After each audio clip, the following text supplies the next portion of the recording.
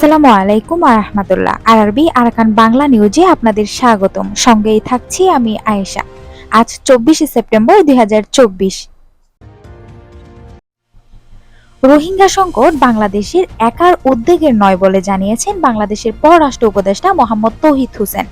রোহিঙ্গা সংকট শুধু বাংলাদেশের একার উদ্বেগের বিষয় নয় বলে জানিয়েছেন অন্তর্বর্তী সরকারের পররাষ্ট্র বিষয়ক উপদেষ্টা মোহাম্মদ তৌহিদ হোসেন। গতকাল সোমবার জাতিসংঘ সাধারণ পরিষদের অধিবেশনের ফাঁকে কমনওয়েলথ মন্ত্রীদের বৈঠকে তিনি এসব কথা বলেন। মঙ্গলবার সকালে বাংলাদেশের পররাষ্ট্র মন্ত্রণালয়ের সামাজিক যোগাযোগ মাধ্যমে এক্স হ্যান্ডেলের এক পোস্টে এ তথ্য জানানো হয়।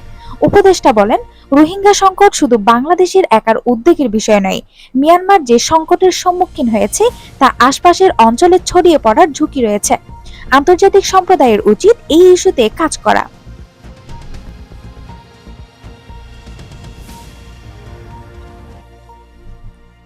মিয়ানমারের জান্তা বিরোধী রাজনৈতিক দলগুলোর জোট ন্যাশনাল ইউনিটি গভর্নমেন্ট নাক এবং 3টি রাজ্যের জান্তা বিরোধী সশস্ত্র রাজনৈতিক গোষ্ঠীর প্রতিনিধিদের সম্মেলন উপলক্ষে নয়াদিল্লি আসার আমন্ত্রণ জানিয়েছে ভারতের কেন্দ্রীয় সরকার। এই প্রথম কোনো দেশের বিরোধী পক্ষকে এ ধরনের আমন্ত্রণ পাঠালো ভারত। মিয়ানমারের যে 3টি রাজ্যের সশস্ত্র রাজনৈতিক গোষ্ঠীকে আমন্ত্রণ জানানো হয়েছে সেই রাজ্যগুলোর নাম চীন, রাখাইন এবং কাচিন। দেশটির সঙ্গে যে 1650 কিলোমিটার দীর্ঘ সীমান্ত রয়েছে ভারতের, সেই সীমান্তের ওপারেই এই 3 রাজ্যের অবস্থান। আগামী নভেম্বরের মাঝামাঝি হবে কনস্টিটিউশনালিজম অ্যান্ড ফেডারেলিজম নামের এই সম্মেলন। ভারতের সরকারি থিঙ্ক ট্যাঙ্ক সংস্থা Indian council of world affairs ICW এর আয়োজক।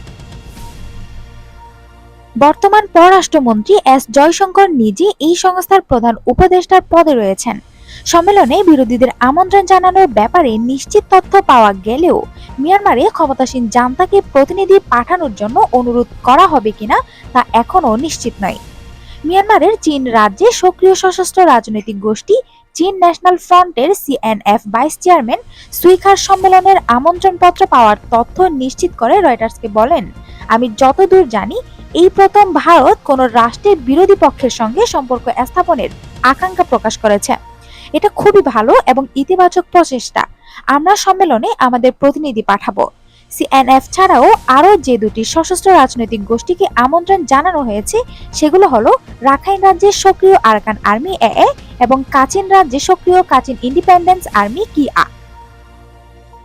সম্মেলন সংক্রান্ত বিশদ তথ্য জানতে নাক AA এবং KIAর মুখপাত্রদের সঙ্গে যোগাযোগ করেছিল রয়টার্স, কিন্তু তাদের কেউ কথা বলতে চাননি।